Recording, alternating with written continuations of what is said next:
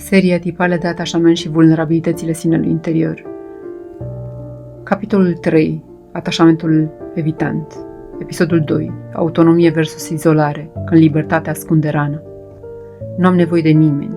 E poate cea mai dureroasă minciună învățată din iubire. Pentru evitant, autonomia este un scut, un simbol al supraviețuirii, o formă de protecție în fața ceva ce a lipsit sau a rănit, conectarea afectivă.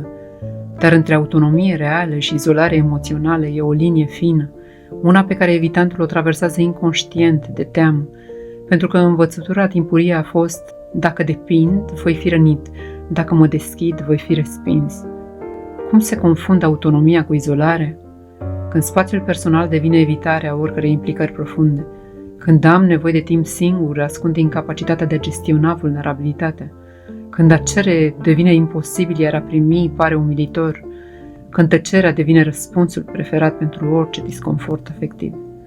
Evitantul nu știe de multe ori că s-a izolat, pentru că spațiul acela rece interior îi oferă un sentiment de control, de liniște, dar este o liniște care nu hrănește, ci închide. Ce rămâne nespus în această formă de detașare? E greu să fiu vulnerabil, dar mi-aș dori să pot. Nu știu cum să cer, m-am învățat să mă descurc singur. Uneori aș vrea să rămân, dar simt nevoia să plec înainte să devină prea mult. Nu vreau să depind, dar în adâncul meu aș vrea să fiu ținut. Poate vrei să te întrebi: libertatea mea este un spațiu viu sau un mecanism de apărare? Ce simt când cineva încearcă să-mi ofere grijă sau apropiere? Pot rămâne prezent lângă cineva care mă iubește, fără să simt că îmi pierd identitatea? Când spun nu am nevoie de nimeni, care parte din mine vorbește?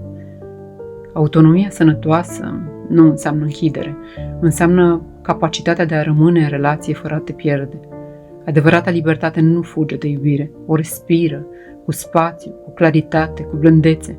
Evitantul nu are nevoie să devină dependent, ci să învețe că nu orice apropiere e o pierdere, că poate exista libertate și în conexiune, că poate fi atins fără a fi anulat.